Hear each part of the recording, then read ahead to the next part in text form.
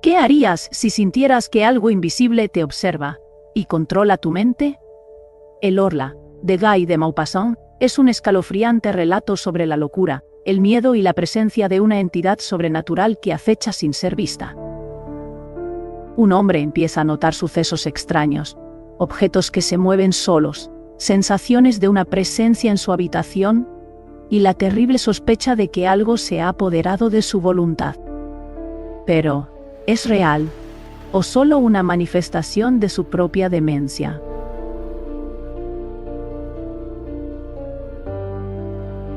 «8 de mayo. ¡Qué hermoso día! He pasado toda la mañana tendido sobre la hierba, delante de mi casa, bajo el enorme plátano que la cubre, la resguarda y le da sombra. Adoro esta región y me gusta vivir aquí, porque he echado raíces aquí, esas raíces profundas y delicadas que unen al hombre con la tierra, donde nacieron y murieron sus abuelos. Esas raíces que lo unen a lo que se piensa y a lo que se come, a las costumbres como a los alimentos, a los modismos regionales, a la forma de hablar de sus habitantes, a los perfumes de la tierra, de las aldeas y del aire mismo. Adoro la casa donde he crecido. Desde mis ventanas veo el Sena que corre detrás del camino, a lo largo de mi jardín, casi dentro de mi casa, el grande y ancho Sena, cubierto de barcos, en el tramo entre Rouen y el Havre. A lo lejos y a la izquierda está Rouen, la vasta ciudad de techos azules, con sus numerosas y agudas torres góticas, delicadas o macizas, dominadas por la flecha de hierro de su catedral, y pobladas de campanas que tañen en el aire azul de las mañanas hermosas, enviándome su suave y lejano murmullo de hierro, su canto de bronce que me llega con mayor o menor intensidad, según que la brisa aumente o disminuya. ¡Qué hermosa mañana! A eso de las 11 pasó frente a mi ventana un largo convoy de navíos arrastrados por un remolcador grande como una mosca, que jadeaba de fatiga lanzando por su chimenea un humo espeso. Después pasaron 2 goletas inglesas cuyas rojas banderas flameaban sobre el fondo del cielo, y un soberbio bergantín brasileño, blanco y admirablemente limpio y reluciente. Saludé su paso sin saber por qué, pues sentí placer al contemplarlo. 11 de mayo. Tengo algo de fiebre desde hace algunos días. Me siento dolorido, o más bien triste. ¿De dónde vienen esas misteriosas influencias que transforman nuestro bienestar en desaliento y nuestra confianza en angustia? Diríase que el aire invisible, está poblado de lo desconocido, de poderes cuya misteriosa proximidad experimentamos. ¿Por qué al despertarme siento una gran alegría y ganas de cantar? Y luego, sorpresivamente, después de dar un corto paseo por la costa, regreso desolado como si me esperase una desgracia en mi casa. Tal vez una ráfaga fría, al rozarme la piel, me ha alterado los nervios y ensombrecido el alma.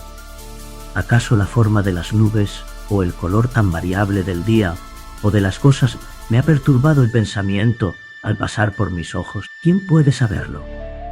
Todo lo que nos rodea, lo que vemos sin mirar, lo que rozamos inconscientemente, lo que tocamos sin palpar y lo que encontramos sin reparar en ello, tiene efectos rápidos, sorprendentes e inexplicables sobre nosotros, sobre nuestros órganos y por consiguiente sobre nuestros pensamientos y nuestro corazón. ¿Cuán profundo es el misterio de lo invisible? No podemos explorarlo con nuestros mediocres sentidos, con nuestros ojos que no pueden percibir lo muy grande, ni lo muy pequeño, lo muy próximo ni lo muy lejano, los habitantes de una estrella ni los de una gota de agua. Con nuestros oídos que nos engañan, transformando las vibraciones del aire en ondas sonoras, como si fueran hadas que convierten milagrosamente en sonido ese movimiento, y que mediante esa metamorfosis hacen surgir la música que transforma en canto la muda agitación de la naturaleza. Con nuestro olfato, más débil que el del perro, con nuestro sentido del gusto, que apenas puede distinguir la edad de un vino. ¿Cuántas cosas descubriríamos a nuestro alrededor si tuviéramos otros órganos que realizaran para nosotros otros milagros? 16 de mayo. Decididamente, estoy enfermo. Y pensar que estaba tan bien el mes pasado. Tengo fiebre, una fiebre atroz, o mejor dicho, una nerviosidad febril que afecta por igual el alma y el cuerpo. Tengo continuamente la angustiosa sensación de un peligro que me amenaza, la aprensión de una desgracia inminente o de la muerte que se aproxima, el presentimiento suscitado por el comienzo de un mal aún desconocido que germina en la carne y en la sangre. 18 de mayo. Acabo de consultar al médico, pues ya no podía dormir. Me ha encontrado el pulso acelerado, los ojos inflamados y los nervios alterados, pero ningún síntoma alarmante. Debo darme duchas y tomar bromuro de potasio. 25 de mayo. No siento ninguna mejoría. Mi estado es realmente extraño. Cuando se aproxima la noche, me invade una inexplicable inquietud, como si la noche ocultase una terrible amenaza para mí. Ceno rápidamente y luego trato de leer, pero no comprendo las palabras y apenas distingo las letras. Camino entonces de un extremo a otro de la sala, sintiendo la opresión de un temor confuso e irresistible, el temor de dormir y el temor de la cama. A las 10 subo a la habitación. En cuanto entro, doy 2 vueltas a la llave y corro los cerrojos. Tengo miedo. ¿De qué? Hasta ahora nunca sentía temor por nada. Abro mis armarios, miro debajo de la cama. Escucho. ¿Qué?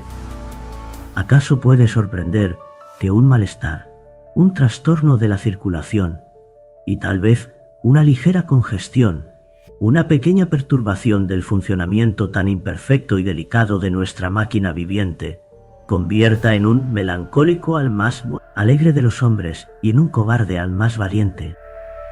Luego me acuesto y espero el sueño como si esperase al verdugo. Espero su llegada con espanto.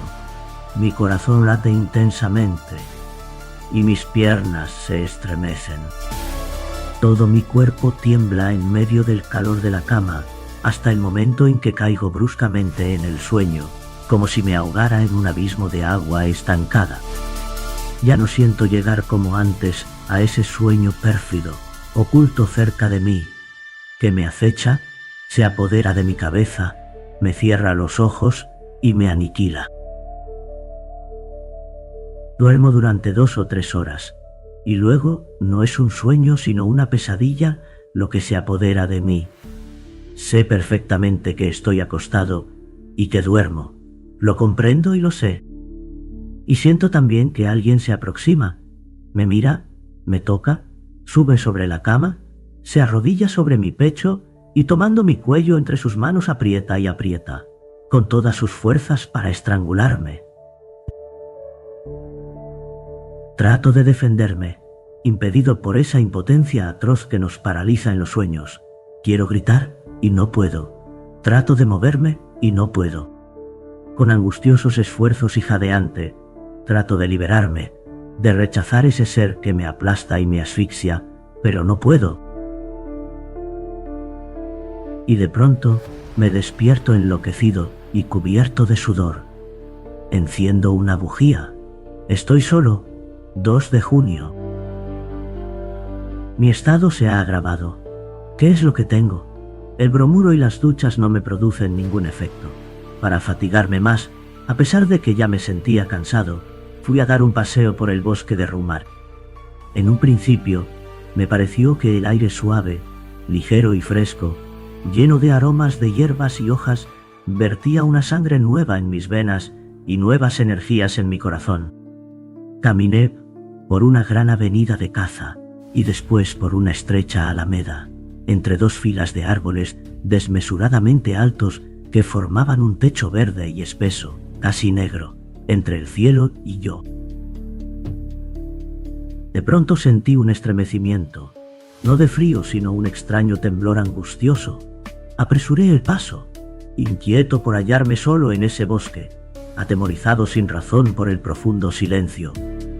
De improviso, me pareció que me seguían, que alguien marchaba detrás de mí, muy cerca, casi pisándome los talones. Me volví hacia atrás con brusquedad. Estaba solo, únicamente vi detrás de mí el resto y amplio sendero, vacío, alto, pavorosamente vacío, y del otro lado se extendía también hasta perderse de vista de modo igualmente solitario y atemorizante. Cerré los ojos. ¿Por qué? Y me puse a girar sobre un pie como un trompo. Estuve a punto de caer. Abrí los ojos. Los árboles bailaban, la tierra flotaba. Tuve que sentarme. Después ya no supe por dónde había llegado hasta allí. ¡Qué extraño! Ya no recordaba nada. Tomé hacia la derecha y llegué a la avenida que me había llevado al centro del bosque. 3 de junio. He pasado una noche horrible. Voy a irme de aquí por algunas semanas. Un viaje breve sin duda me tranquilizará. 2 de julio. Regreso restablecido. El viaje ha sido delicioso. Visité el monte San Michel que no conocía. Qué hermosa visión se tiene al llegar a Branches, como llegué yo al caer la tarde. La ciudad se halla sobre una colina. Cuando me llevaron al jardín botánico, situado en un extremo de la población, no pude evitar un grito de admiración. Una extensa bahía se extendía ante mis ojos hasta el horizonte, entre dos costas lejanas que se esfumaban en medio de la bruma, y en el centro de esa inmensa bahía, bajo un dorado cielo despejado, se elevaba un monte extraño, sombrío, ya puntiagudo en las arenas de la playa. El sol acababa de ocultarse, y en el horizonte aún rojizo se recortaba el perfil de ese fantástico acantilado que lleva en su cima un fantástico monumento. Al amanecer me dirigí hacia allí. El mar estaba bajo como la tarde anterior, y a medida que me acercaba, veía elevarse gradualmente a la sorprendente abadía. Luego de varias horas de marcha, llegué al enorme bloque de piedra en cuya cima se halla la pequeña población dominada por la gran iglesia. Después de subir por la calle estrecha y empinada, penetré en la más admirable morada gótica, construida por Dios en la tierra, vasta como una ciudad, con numerosos recintos de techo bajo, como aplastados por bóvedas y galerías superiores, sostenidas por frágiles columnas. Entré en esa gigantesca joya de granito, ligera como un encaje, cubierta de torres, de esbeltos torreones, a los cuales se sube por intrincadas escaleras que destacan en el cielo azul del día y negro de la noche sus extrañas cúpulas, erizadas de quimeras, diablos, animales fantásticos y flores monstruosas, unidas entre sí por finos arcos labrados. Cuando llegué a la cumbre, dije al monje que me acompañaba: «Qué bien se debe estar aquí, padre». «Es un lugar muy ventoso, señor», me respondió. Y nos pusimos a conversar mientras mirábamos subir el mar, que avanzaba sobre la playa y parecía cubrirla con una coraza de acero. El monje me refirió historias, todas las viejas historias del lugar, leyendas, muchas leyendas. Una de ellas me impresionó mucho. Los nacidos en el monte aseguran que de noche se oyen voces en la playa y después se perciben los balidos de dos cabras, una de voz fuerte y la otra de voz débil. Los incrédulos afirman que son los graznidos de las aves marinas que se asemejan a balidos o a quejas humanas, pero los pescadores rezagados juran haber encontrado, merodeando por las dunas, entre dos mareas y alrededor de la pequeña población tan alejada del mundo, a un viejo pastor cuya cabeza nunca pudieron ver por llevarla cubierta con su capa, y delante de él marchan un macho cabrío con rostro de hombre y una cabra con rostro de mujer. Ambos tienen largos cabellos blancos y hablan sin cesar. Discuten en una lengua desconocida, interrumpiéndose de pronto para balar con todas sus fuerzas. ¿Cree usted en eso?, pregunté al monje. No se me contestó. Yo proseguí. Si existieran en la tierra otros seres diferentes de nosotros, los conoceríamos desde hace mucho tiempo. ¿Cómo es posible que no los hayamos visto usted ni yo? ¿Acaso vemosme?, respondió la 100.000ª parte de lo que existe. Observe, por ejemplo, el viento, que es la fuerza más poderosa de la naturaleza. El viento, que derriba hombres y edificios, que arranca de cuajo los árboles y levanta montañas de agua en el mar, que destruye los acantilados y que arroja contra ellos a las grandes naves. El viento que mata, silba, gime y ruge. ¿Acaso lo no ha visto alguna vez? ¿Acaso lo puede ver? Y sin embargo existe. Ante este sencillo razonamiento opté por callarme. Este hombre podía ser un sabio o tal vez un tonto. No podía afirmarlo con certeza, pero me llamé a silencio. Con mucha frecuencia había pensado en lo que me dijo. 3 de julio. Dormí mal. Evidentemente, hay una influencia febril, pues mi cochero sufre del mismo mal que yo. Ayer, al regresar, observé su extraña palidez. Le pregunté: ¿qué tienes, Jean? Ya no puedo descansar. Mis noches desgastan mis días. Desde la partida del señor parece que padezco una especie de hechizo. Los demás criados están bien, pero temo que me vuelvan las crisis. 4 de julio. Decididamente, las crisis vuelven a empezar.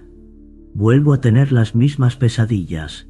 Anoche sentí que alguien se inclinaba sobre mí y con su boca sobre la mía, bebía mi vida. Sí, la bebía con la misma avidez que una sanguijuela. Luego se incorporó saciado y yo me desperté tan extenuado y aniquilado que apenas podía moverme. Si eso se prolonga durante algunos días, volveré a ausentarme. 5 de julio. ¿He perdido la razón?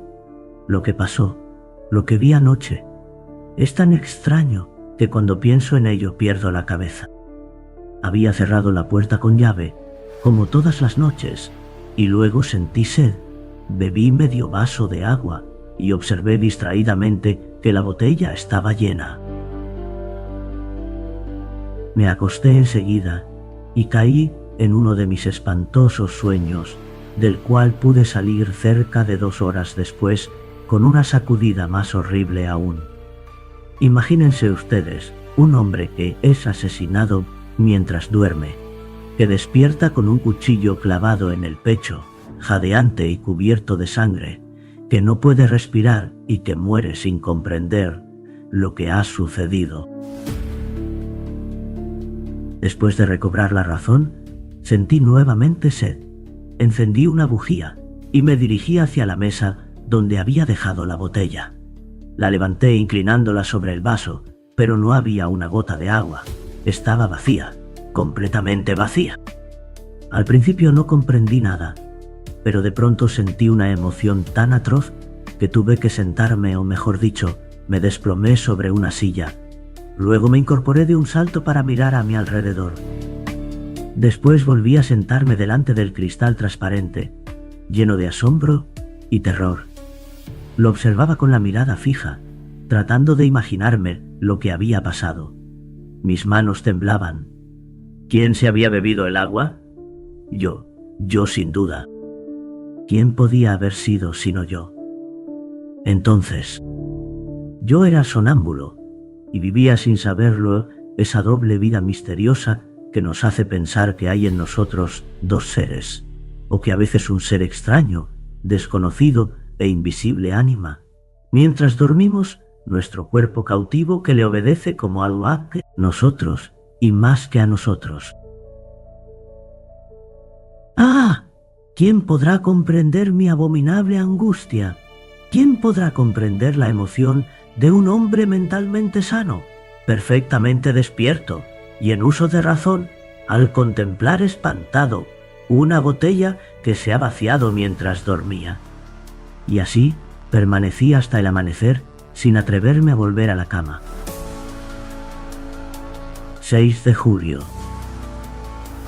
Pierdo la razón. Anoche también bebieron el agua de la botella, o tal vez la bebí yo. 10 de julio. Acabo de hacer sorprendentes comprobaciones.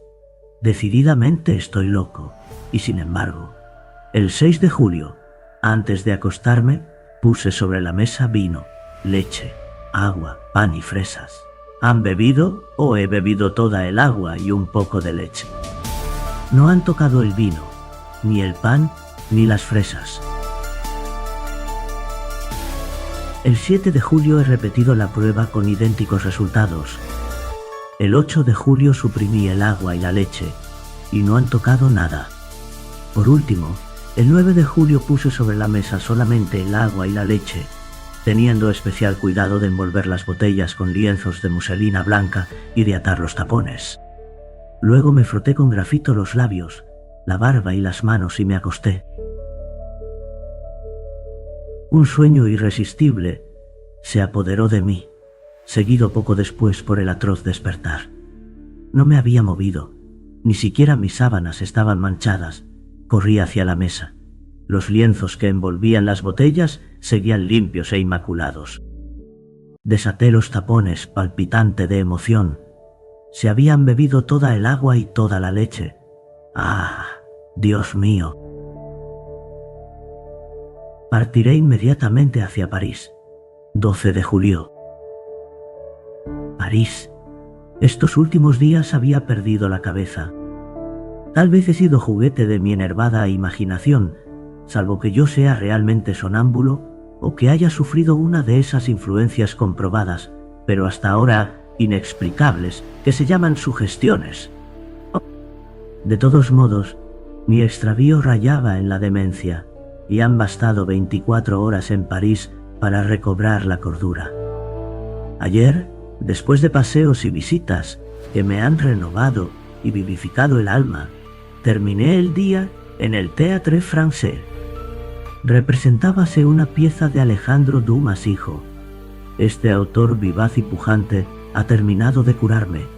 Es evidente que la soledad resulta peligrosa para las mentes que piensan demasiado.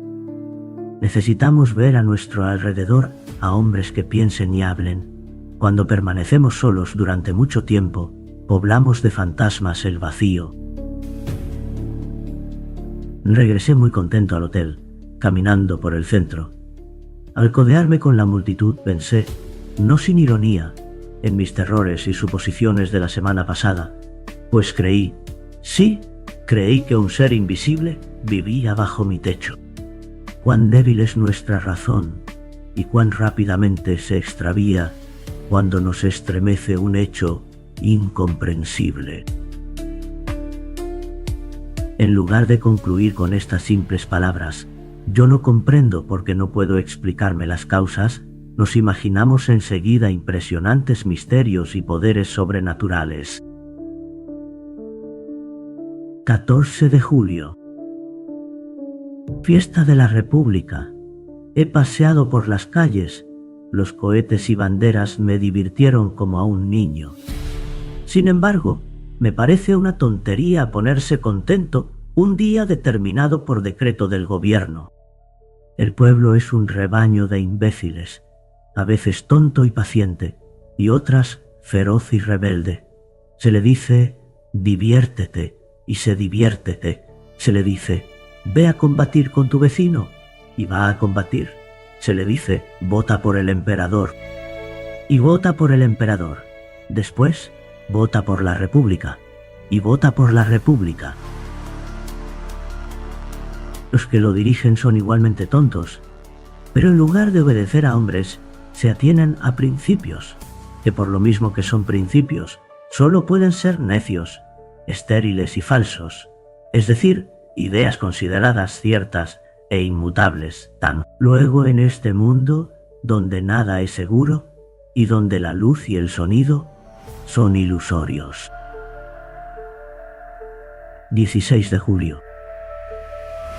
Ayer he visto cosas que me preocuparon mucho. Cené en casa de mi prima, la señora Sablé, casada con el jefe del regimiento 76 de cazadores de Limoges. Conocí allí a dos señoras jóvenes, casada una de ellas con el doctor Parent, que se dedica intensamente al estudio de las enfermedades nerviosas y de los fenómenos extraordinarios que hoy dan origen a las experiencias sobre hipnotismo y sugestión. Nos refirió detalladamente los prodigiosos resultados obtenidos por los sabios ingleses y por los médicos de la escuela de Nancy. Los hechos que expuso me parecieron tan extraños que manifesté mi incredulidad. Estamos a punto de descubrir uno de los más importantes secretos de la naturaleza, decía el doctor Parent, es decir, uno de sus más importantes secretos aquí en la Tierra, puesto que hay evidentemente otros secretos importantes en las estrellas. Desde que el hombre piensa, desde que aprendió a expresar y a escribir su pensamiento, se siente tocado por un misterio impenetrable para sus sentidos groseros e imperfectos, y trata de suplir la impotencia de dichos sentidos mediante el esfuerzo de su inteligencia. Cuando la inteligencia permanecía aún en un estado rudimentario, la obsesión de los fenómenos invisibles adquiría formas comúnmente terroríficas. De ahí las creencias populares en lo sobrenatural, las leyendas de las almas en pena, las hadas, los gnomos y los aparecidos. Me atrevería a mencionar incluso la leyenda de Dios, pues nuestras concepciones del artífice creador de cualquier religión son las invenciones más mediocres, estúpidas e inaceptables que pueden salir de la mente atemorizada de los hombres. Nada es más cierto que este pensamiento de Voltaire. Dios ha hecho al hombre a su imagen y semejanza, pero el hombre también ha procedido así con él. Pero desde hace algo más de un siglo parece percibirse algo nuevo. Mesmer y algunos otros nos señalan un nuevo camino y efectivamente, sobre todo desde hace 4 o 5 años, se han obtenido sorprendentes resultados. Mi prima, también muy incrédula, sonreía. El doctor Parent le dijo: ¿Quiere que la hipnotice, señora? Sí, me parece bien. Ella se sentó en un sillón y él comenzó a mirarla fijamente. De improviso, me dominó la turbación. Mi corazón latía con fuerza y sentía una opresión en la garganta. Veía cerrarse pesadamente los ojos de la señora Sablé y su boca se crispaba y parecía jadear. Al cabo de 10 minutos dormía. Póngase detrás de ella, me dijo el médico. Obedecí su indicación y él colocó en las manos de mi prima una tarjeta de visita al tiempo que le decía: «Esto es un espejo. ¿Qué ve en él?» «Veo a mi primo», respondió. «¿Qué hace? ¿Se atusa el bigote?» «¿Y ahora?» Saca una fotografía del bolsillo. ¿Quién aparece en la fotografía? Él, mi primo. Era cierto. Esa misma tarde me habían entregado esa fotografía en el hotel. ¿Cómo aparece en ese retrato? Se halla de pie, con el sombrero en la mano. Evidentemente, veía en esa tarjeta de cartulina lo que hubiera visto en un espejo. Las damas decían espantadas: «Basta, basta, por favor». Pero el médico ordenó: «Usted se levantará mañana a las 8. Luego irá a ver a su primo al hotel donde se aloja y le pedirá que le preste los 5.000 francos que le pide su esposo y que le reclamará cuando regrese de su próximo viaje». Luego la despertó. Mientras regresaba al hotel, pensé en esa curiosa sesión y me asaltaron dudas.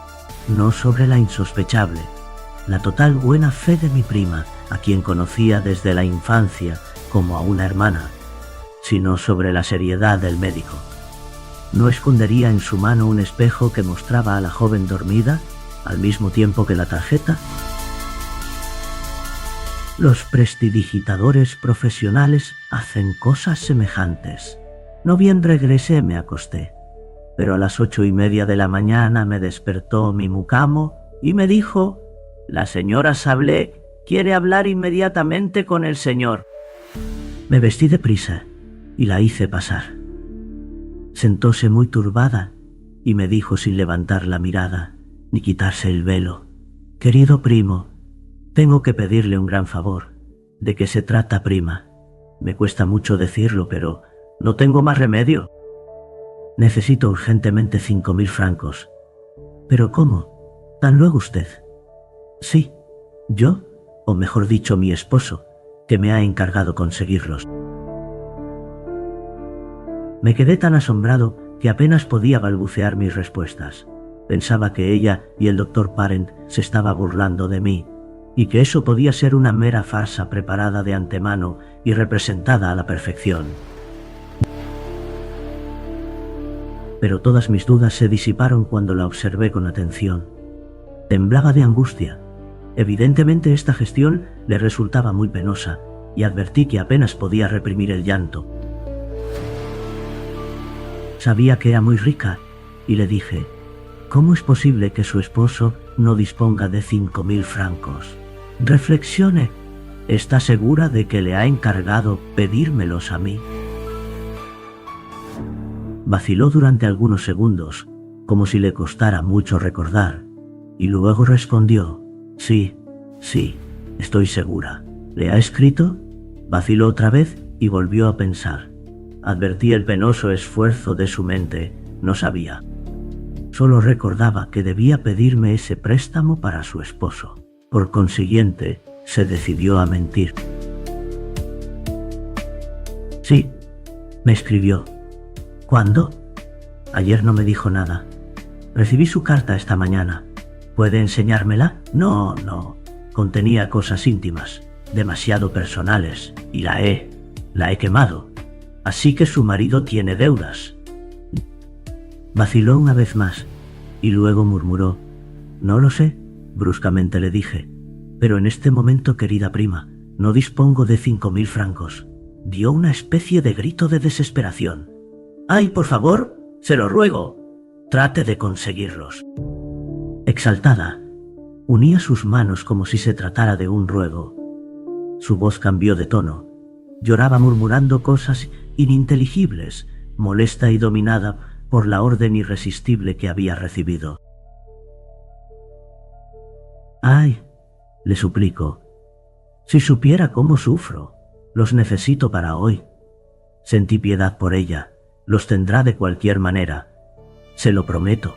«Oh, gracias. Qué bondadoso es usted. ¿Recuerda lo que pasó anoche en su casa?». Le pregunté entonces. «Sí». «¿Recuerda que el doctor Parent la hipnotizó?». «Sí». «Pues bien, fue él quien le ordenó venir esta mañana a pedirme 5.000 francos. Y en este momento usted obedece a su sugestión». Reflexionó durante algunos instantes y luego respondió: «Pero es mi esposo quien me los pide». Durante una hora traté infructuosamente de convencerla. Cuando se fue, corrí a casa del doctor Parent. Me dijo: «¿Se ha convencido ahora?». «Sí, no hay más remedio que creer. Vamos a ver a su prima». Cuando llegamos dormitaba en un sofá, rendida por el cansancio. El médico le tomó el pulso, la miró durante algún tiempo con una mano extendida hacia sus ojos, que la joven cerró debido al influjo irresistible del poder magnético. Cuando se durmió, el doctor Parent le dijo: «Su esposo no necesita los 5.000 francos. Por consiguiente, usted debe olvidar que ha rogado a su primo para que se los preste, y si le habla de eso, usted no comprenderá». Luego le despertó. Entonces saqué mi billetera. Aquí tiene, querida prima, lo que me pidió esta mañana. Se mostró tan sorprendida que no me atreví a insistir. Traté, sin embargo, de refrescar su memoria, pero negó todo enfáticamente, creyendo que me burlaba, y poco faltó para que se enojase. Acabo de regresar. La experiencia me ha impresionado tanto que no he podido almorzar. 19 de julio. Muchas personas a quienes he referido esta aventura se han reído de mí. Ya no sé qué pensar. El sabio dijo, quizá 21 de julio. Cené en Bougival y después estuve en el baile de los remeros. Decididamente, todo depende del lugar y del medio.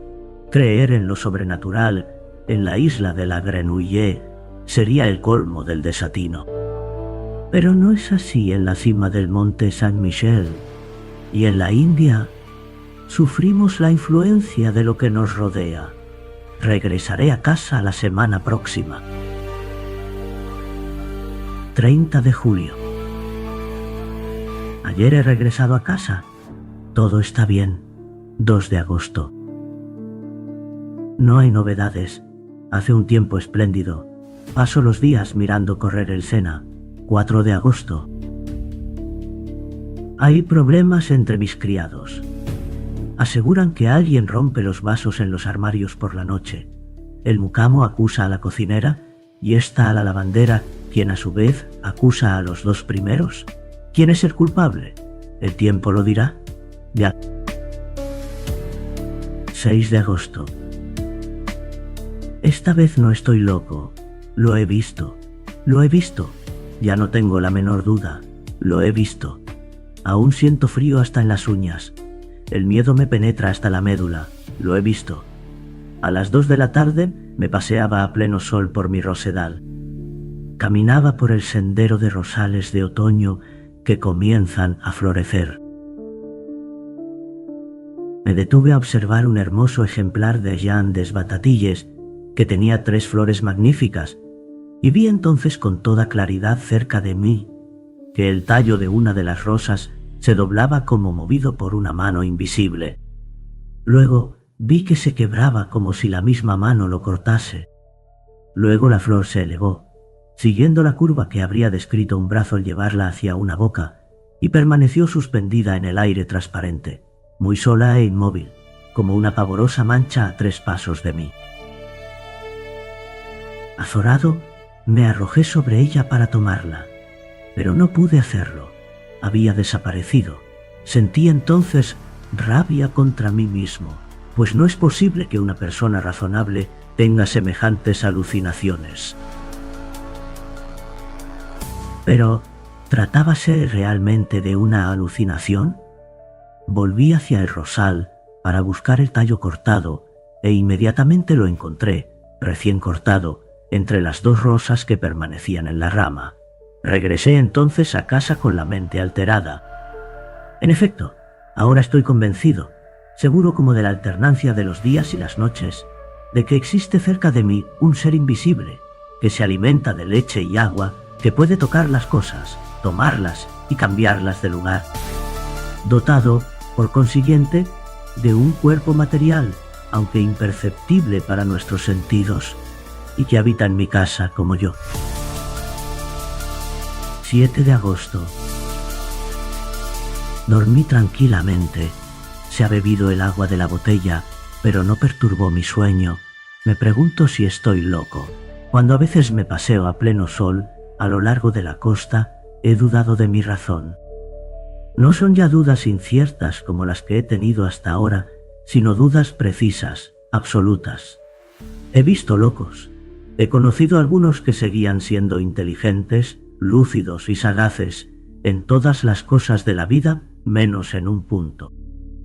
Hablaban de todo con claridad, facilidad y profundidad, pero de pronto su pensamiento chocaba contra el escollo de la locura y se hacía pedazos, volaba en fragmentos y se hundía en ese océano siniestro y furioso, lleno de olas fragorosas, brumosas y borrascosas que se llama demencia.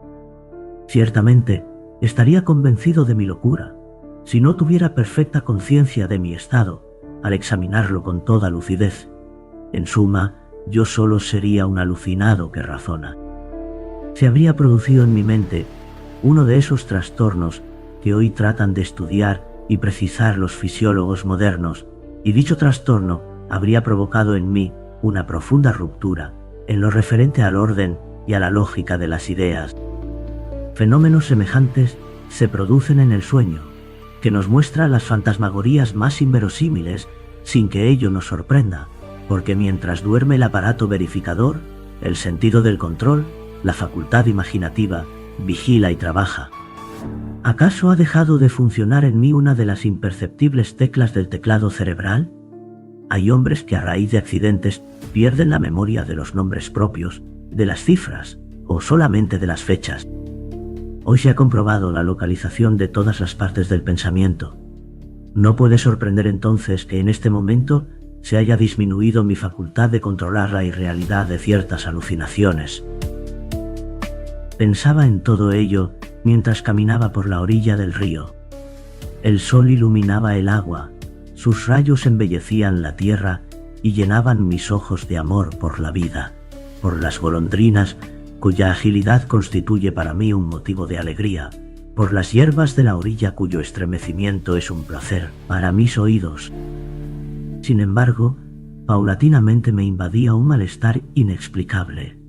Me parecía que una fuerza desconocida me detenía, me paralizaba, impidiéndome avanzar y que trataba de hacerme volver atrás.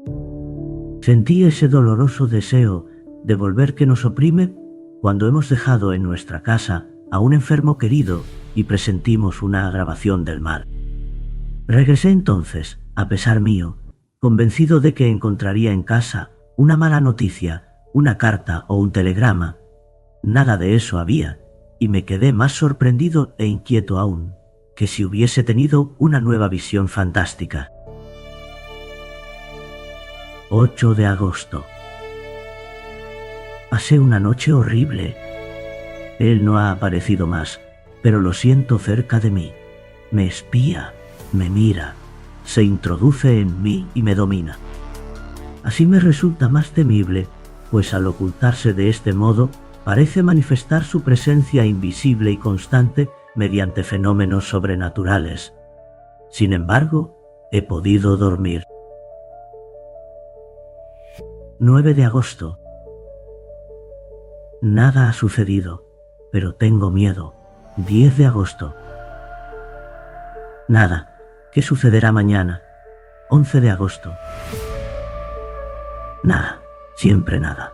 No puedo quedarme aquí con este miedo y estos pensamientos que dominan mi mente. Me voy. 12 de agosto, 10 de la noche. Durante todo el día he tratado de partir, pero no he podido. He intentado realizar ese acto tan fácil y sencillo: salir, subir en mi coche para dirigirme a Rouen. No he podido. ¿Por qué? 13 de agosto. Cuando nos atacan ciertas enfermedades, nuestros mecanismos físicos parecen fallar, sentimos que nos faltan las energías y que todos nuestros músculos se relajan. Los huesos parecen tan blandos como la carne y la carne tan líquida como el agua. Todo eso repercute en mi espíritu de manera extraña y desoladora. Carezco de fuerzas y de valor. No puedo dominarme y ni siquiera puedo hacer intervenir mi voluntad. Ya no tengo iniciativa, pero alguien lo hace por mí y yo obedezco. 14 de agosto. Estoy perdido. Alguien domina mi alma y la dirige. Alguien ordena todos mis actos, mis movimientos y mis pensamientos. Ya no soy nada en mí. No soy más que un espectador prisionero y aterrorizado por todas las cosas que realizo. Quiero salir y no puedo. Él no quiere y tengo que quedarme, azorado y tembloroso, en el sillón donde me obliga a sentarme. Solo deseo levantarme, incorporarme para sentirme todavía dueño de mí. Pero no puedo. Estoy clavado en mi asiento y mi sillón se adhiere al suelo de tal modo que no habría fuerza capaz de movernos. De pronto, siento la irresistible necesidad de ir al huerto a cortar fresas y comerlas. Y voy, corto fresas y las como. Oh Dios mío, ¿será acaso un Dios? Si lo es, salvadme, libradme, socorredme, perdón, piedad, misericordia, salvadme. Oh, qué sufrimiento, qué suplicio, qué horror. 15 de agosto. Evidentemente, así estaba poseída y dominada mi prima cuando fue a pedirme 5.000 francos. Obedecía a un poder extraño que había penetrado en ella como otra alma, como un alma parásita y dominadora. ¿Es acaso el fin del mundo? Pero, ¿quién es el ser invisible que me domina? ¿Quién es ese desconocido, ese merodeador de una raza sobrenatural? Por consiguiente, los invisibles existen. Pero, ¿cómo es posible que aún no se hayan manifestado desde el origen del mundo en una forma tan evidente como se manifiestan en mí? Nunca leí nada que se asemejara a lo que ha sucedido en mi casa. Si pudiera abandonarla, irme, huir y no regresar más, me salvaría, pero no puedo. 16 de agosto. Hoy pude escaparme durante 2 horas, como un preso que encuentra casualmente abierta la puerta de su calabozo. De pronto, sentí que yo estaba libre y que él se hallaba lejos. Ordené uncir los caballos rápidamente y me dirigí a Rouen. Qué alegría poder decirle a un hombre que obedece: «Vamos a Rouen». Hice detener la marcha frente a la biblioteca, donde solicité en préstamo el gran tratado del doctor Hermann Hersthaus sobre los habitantes desconocidos del mundo antiguo y moderno. Después, cuando me disponía a subir a mi coche, quise decir: «¡A la estación!» Y grité con una voz tan fuerte que llamó la atención de los transeúntes. «¡A casa!» Y caí pesadamente, loco de angustia en el asiento. Él me había encontrado y volvía a posesionarse de mí. 17 de agosto. ¡Ah! ¡Qué noche! ¡Qué noche! Y sin embargo me parece que debería alegrarme. Leí hasta la 1 de la madrugada. Hermann Hersthaus, doctor en filosofía y en teogonía, ha escrito la historia y las manifestaciones de todos los seres invisibles que merodean alrededor del hombre o han sido soñados por él. Describe sus orígenes, sus dominios y sus poderes. Pero ninguno de ellos se parece al que me domina. Se diría que el hombre, desde que pudo pensar, presintió y temió la presencia de un ser nuevo más fuerte que él, su sucesor en el mundo, y que, como no pudo prever la naturaleza de este amo, creó, en medio de su terror, todo ese mundo fantástico de seres ocultos y de fantasmas misteriosos surgidos del miedo. Después de leer hasta la 1 de la madrugada, me senté junto a mi ventana abierta para refrescarme la cabeza y el pensamiento con la apacible brisa de la noche. Era una noche hermosa y tibia, que en otra ocasión me hubiera gustado mucho. No había luna. Las estrellas brillaban en las profundidades del cielo con estremecedores destellos. ¿Quién vive en aquellos mundos? ¿Qué formas, qué seres vivientes, animales o plantas existirán allí? ¿Los seres pensantes de esos universos serán más sabios y más poderosos que nosotros? ¿Conocerán lo que nosotros ignoramos? Tal vez cualquiera de estos días, uno de ellos atravesará el espacio y llegará a la Tierra para conquistarla, así como antiguamente los normandos sometían a los pueblos más débiles. Somos tan indefensos, inermes, ignorantes y pequeños sobre este trozo de lodo que gira disuelto en una gota de agua. Pensando en eso, me adormecí en medio del fresco viento de la noche. Pero después de dormir unos 40 minutos, abrí los ojos sin hacer un movimiento, despertado por no sé qué emoción confusa y extraña. En un principio no vi nada, pero de pronto me pareció que una de las páginas del libro que había dejado abierto sobre la mesa acababa de darse vuelta sola. No entraba ninguna corriente de aire por la ventana. Esperé sorprendido. Al cabo de 4 minutos, Vi con mis propios ojos que una nueva página se levantaba y caía sobre la otra, como movida por un dedo. Mi sillón estaba vacío, aparentemente estaba vacío, pero comprendí que él estaba leyendo allí, sentado en mi lugar. Con un furioso salto, un salto de fiera irritada que se rebela contra el domador, atravesé la habitación para atraparlo, estrangularlo y matarlo. Pero antes de que llegara, el sillón cayó delante de mí, como si él hubiera huido. La mesa osciló, la lámpara rodó por el suelo y se apagó, y la ventana se cerró como si un malhechor sorprendido hubiese escapado por la oscuridad, tomando con ambas manos los batientes. Había escapado, había sentido miedo de mí. Entonces mañana, pasado mañana, o cualquiera de estos, podré tenerlo bajo mis puños y aplastarlo contra el suelo. ¿Acaso a veces los perros no muerden y degüellan a sus amos? 18 de agosto. He pensado durante todo el día. Oh, sí, voy a obedecerle, seguiré sus impulsos, cumpliré sus deseos, seré humilde, sumiso y cobarde. Él es más fuerte hasta que llegue el momento. 19 de agosto. Ya sé todo. Acabo de leer lo que sigue en la revista del Mundo Científico. Nos llega una noticia muy curiosa de Río de Janeiro. Una epidemia de locura, comparable a las demencias contagiosas que asolaron a los pueblos europeos en la Edad Media, se ha producido en el estado de San Pablo. Los habitantes despavoridos abandonan sus casas y huyen de los pueblos, dejan sus cultivos, creyéndose poseídos y dominados, como un rebaño humano, por seres invisibles, aunque tangibles, por especies de vampiros que se alimentan de sus vidas mientras los habitantes duermen, y que además beben agua y leche sin apetecerles aparentemente ningún otro alimento. El profesor don Pedro Henríquez, en compañía de varios médicos eminentes, ha partido para el estado de San Pablo, a fin de estudiar sobre el terreno el origen y las manifestaciones de esta sorprendente locura y poder aconsejar al emperador las medidas que juzgue convenientes para apaciguar a los delirantes pobladores. ¡Ah! Ahora recuerdo el hermoso bergantín brasileño que pasó frente a mis ventanas remontando el Sena, el 8 de mayo último.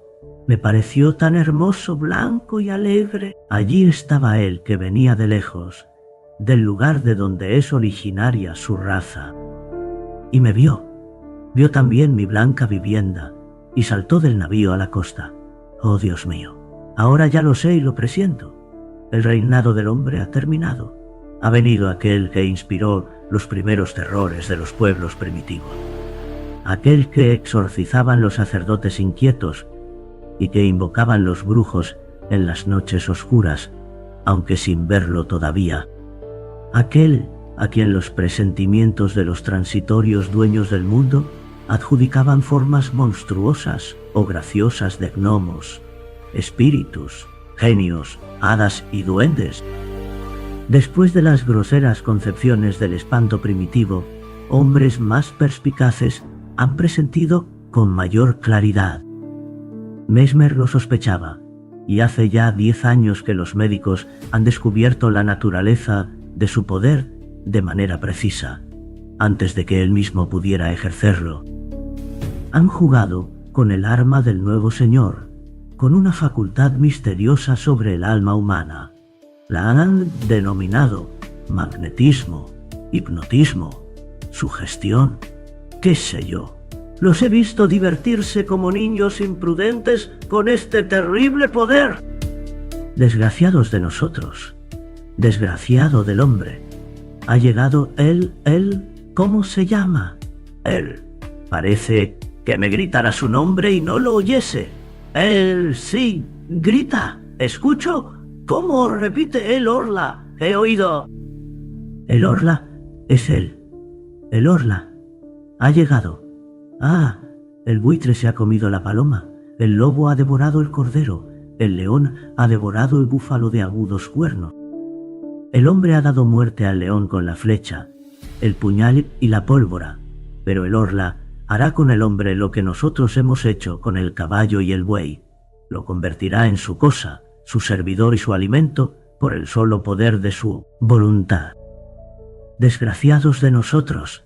No obstante, a veces el animal se rebela y mata a quien lo domestica. Yo también quiero. Yo podría hacer lo mismo, pero primero hay que conocerlo, tocarlo y verlo. Los sabios afirman que los ojos de los animales no distinguen las mismas cosas que los nuestros. Y mis ojos no pueden distinguir al recién llegado que me oprime. ¿Por qué? Oh, recuerdo ahora las palabras del monje del monte San Michel. ¿Acaso vemos la 100.000ª parte de lo que existe? Observe, por ejemplo, el viento, que es la fuerza más poderosa de la naturaleza, el viento que derriba hombres y edificios, que arranca de cuajo los árboles y levanta montañas de agua en el mar, que destruye los acantilados y arroja contra ellos a las grandes naves.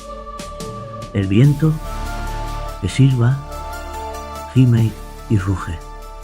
¿Acaso lo ha visto usted alguna vez? ¿Acaso puede verlo? Y sin embargo, existe. Y yo seguía pensando. Mis ojos son tan débiles e imperfectos que ni siquiera distinguen los cuerpos sólidos cuando son transparentes como el vidrio. Si un espejo sin azogue obstruye mi camino, chocaré contra él como el pájaro que penetra en una habitación y se rompe la cabeza contra los vidrios. Por lo demás, 1000 cosas nos engañan y desorientan. No puede extrañar entonces que el hombre no sepa percibir un cuerpo nuevo que atraviesa la luz. Un ser nuevo, ¿por qué no? No podía dejar de venir. ¿Por qué nosotros íbamos a ser los últimos? Nosotros no los distinguimos, pero tampoco nos distinguían los seres creados antes que nosotros. Ello se explica porque su naturaleza es más perfecta, más elaborada y mejor terminada que la nuestra, tan endeble y torpemente concebida, trabada por órganos siempre fatigados, siempre forzados como mecanismos demasiado complejos, que vive como una planta o como un animal, nutriéndose penosamente de aire, hierba y carne, máquina animal acosada por las enfermedades, las deformaciones y las putrefacciones, que respira con dificultad, imperfecta, primitiva y extraña, ingeniosamente mal hecha, obra grosera y delicada, bosquejo del ser que podría convertirse en inteligente y poderoso. Existen muchas especies en este mundo, desde la ostra al hombre. ¿Por qué no podría aparecer una más, después de cumplirse el periodo que separa las sucesivas apariciones de las diversas especies? ¿Por qué no puede aparecer una más? ¿Por qué no pueden surgir también nuevas especies de árboles de flores gigantescas y resplandecientes que perfumen regiones enteras? ¿Por qué no pueden aparecer otros elementos que no sean el fuego, el aire, la tierra y el agua? Solo son 4, nada más que 4, esos padres que alimentan a los seres. ¡Qué lástima! ¿Por qué no serán 40, 400 o 4000? Todo es pobre, mezquino, miserable. Todo se ha dado con avaricia, se ha inventado secamente y se ha hecho con torpeza. ¡Ah! ¡Cuánta gracia hay en el elefante y el hipopótamo! ¡Qué elegante es el camello! Se podrá decir que la mariposa es una flor que vuela. Yo sueño con una que sería tan grande como 100 universos, con alas cuya forma, belleza, color y movimiento ni siquiera puedo describir, pero lo veo. Va de estrella a estrella, refrescándolas y perfumándolas con el soplo armonioso y ligero de su vuelo. Y los pueblos que allí habitan la miran pasar extasiados y maravillados. ¿Qué es lo que tengo? Es el orla que me hechiza, que me hace pensar esas locuras. Está en mí, se convierte en mi alma. Lo mataré. 19 de agosto. Lo mataré. Lo he visto. Anoche yo estaba sentado a la mesa y simulé escribir con gran atención. Sabía perfectamente que vendría a rondar a mi alrededor, muy cerca, tan cerca que tal vez podría tocarlo y asirlo. Y entonces tendría la fuerza de los desesperados. Dispondría de mis manos, mis rodillas, mi pecho, mi frente y mis dientes para estrangularlo, aplastarlo, morderlo y despedazarlo. Yo acechaba con todos mis sentidos sobreexcitados.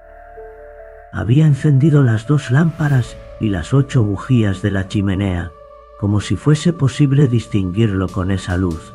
Frente a mí está mi cama, una vieja cama de roble, a la derecha la chimenea, a la izquierda la puerta cerrada cuidadosamente, después de dejarla abierta durante largo rato, a fin de atraerlo. Detrás de mí un gran armario con espejos, que todos los días me servía para afeitarme y vestirme, y donde acostumbraba mirarme de pies a cabeza cuando pasaba frente a él. Como dije antes, simulaba escribir para engañarlo, pues él también me espiaba. De pronto, tuve la certeza de que leía por encima de mi hombro, de que estaba allí rozándome la oreja. Me levanté con las manos extendidas, girando con tal rapidez que estuve a punto de caer. Pues bien, se veía como si fuera pleno día, y sin embargo no me vi en el espejo. Estaba vacío, claro, profundo y resplandeciente de luz. Mi imagen no aparecía, y yo estaba frente a él. Veía aquel vidrio totalmente límpido de arriba abajo, y lo miraba con ojos extraviados. No me atrevía a avanzar, y ya no tuve valor para hacer un movimiento más. Sentía que él estaba allí, pero que se me escaparía otra vez, con su cuerpo imperceptible que me impedía reflejarme en el espejo. ¡Cuánto miedo sentí! De pronto, mi imagen volvió a reflejarse, pero como si estuviese envuelta en la bruma, como si la observase a través de una capa de agua. Me parecía que esa agua se deslizaba lentamente de izquierda a derecha, y que paulatinamente mi imagen adquiría mayor nitidez. Era como el final de un eclipse.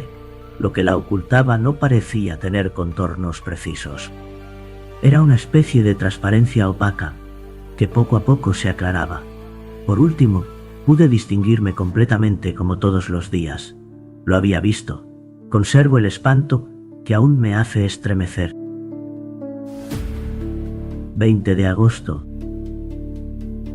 ¿Cómo podré matarlo si está fuera de mi alcance? ¿Envenenándolo?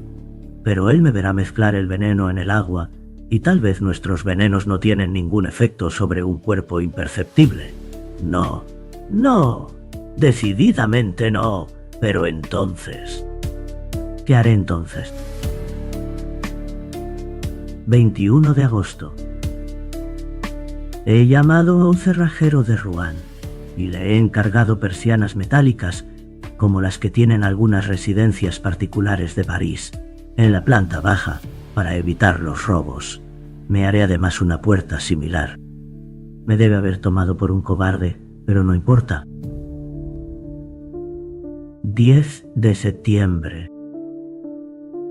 Rouen, Hotel Continental. Ha sucedido, pero habrá muerto. Lo que vi me ha trastornado. Ayer, después que el cerrajero colocó la persiana y la puerta de hierro, dejé todo abierto hasta medianoche a pesar de que comenzaba a hacer frío. De improviso, sentí que estaba aquí y me invadió la alegría, una enorme alegría. Me levanté lentamente y caminé en cualquier dirección durante algún tiempo para que no sospechase nada. Luego me quité los botines y me puse distraídamente unas pantuflas. Cerré después la persiana metálica y regresé con paso tranquilo hasta la puerta, cerrándola también con 2 vueltas de llave. Regresé entonces hacia la ventana, la cerré con un candado y guardé la llave en el bolsillo. De pronto, comprendí que se agitaba a mi alrededor, que él también sentía miedo y que me ordenaba que le abriera. Estuve a punto de ceder, pero no lo hice. Me acerqué a la puerta y la entreabrí lo suficiente como para poder pasar retrocediendo. y como soy muy alto mi cabeza, llegaba hasta el dintel. Estaba seguro de que no había podido escapar y allí lo acorralé solo, completamente solo. ¡Qué alegría! Había caído en mi poder. Entonces descendí corriendo a la planta baja, tomé las 2 lámparas que se hallaban en la sala situada debajo de mi habitación y con el aceite que contenían rocié la alfombra, los muebles, todo. Luego les prendí fuego y me puse a salvo después de cerrar bien, con 2 vueltas de llave, la puerta de entrada. Me escondí en el fondo de mi jardín, tras un macizo de laureles. Qué larga me pareció la espera. Reinaba la más completa oscuridad, gran quietud y silencio. No soplaba la menor brisa. No había una sola estrella, nada más que montañas de nubes que, aunque no se veían, hacían sentir su gran peso sobre mi alma. Miraba mi casa y esperaba. Qué larga era la espera. Creía que el fuego ya se había extinguido por sí solo o que él lo había extinguido. Hasta que vi que una de las ventanas se hacía astillas debido a la presión del incendio, y una gran llamarada roja y amarilla, larga, flexible y acariciante, ascender por la pared blanca hasta rebasar el techo. Una luz se reflejó en los árboles, en las ramas y en las hojas, y también un estremecimiento de pánico. Los pájaros se despertaban, un perro comenzó a ladrar, parecía que iba a amanecer. De inmediato estallaron otras ventanas y pude ver que toda la planta baja de mi casa ya no era más que un espantoso brasero. Pero se oyó un grito en medio de la noche, un grito de mujer horrible, sobreagudo y desgarrador, al tiempo que se abrían las ventanas de 2 buhardillas. Me había olvidado de los criados, vi sus rostros enloquecidos y sus brazos que se agitaban. Despavorido, eché a correr hacia el pueblo gritando: ¡Socorro! ¡Socorro! ¡Fuego! ¡Fuego! Encontré gente que ya acudía al lugar y regresé con ellos para ver. La casa ya solo era una hoguera horrible y magnífica, una gigantesca hoguera que iluminaba la tierra, una hoguera donde ardían los hombres, y él también. Él, mi prisionero, el nuevo ser, el nuevo amo, el Orla. De pronto, el techo entero se derrumbó entre las paredes y un volcán de llamas ascendió hasta el cielo. Veía esa masa de fuego por todas las ventanas abiertas hacia ese enorme horno, y pensaba que él estaría allí, muerto en ese horno. ¿Muerto? ¿Será posible? ¿Acaso su cuerpo, que la luz atravesaba, podía destruirse por los mismos medios que destruyen nuestros cuerpos? ¿Y si no hubiera muerto? Tal vez solo el tiempo puede dominar al ser invisible y temido. Para que ese cuerpo transparente, ese cuerpo invisible, ese cuerpo de espíritu, si también está expuesto a los males, las heridas, las enfermedades y la destrucción prematura, todo el temor de la humanidad procede de ella. Después del hombre, el Orla. Después de aquel que puede morir todos los días, a cualquier hora, en cualquier minuto, en cualquier accidente, ha llegado aquel que morirá solamente un día determinado, en una hora y en un minuto determinado, al llegar al límite de su vida. No hay duda, no ha muerto. Entonces tendré que suicidarme.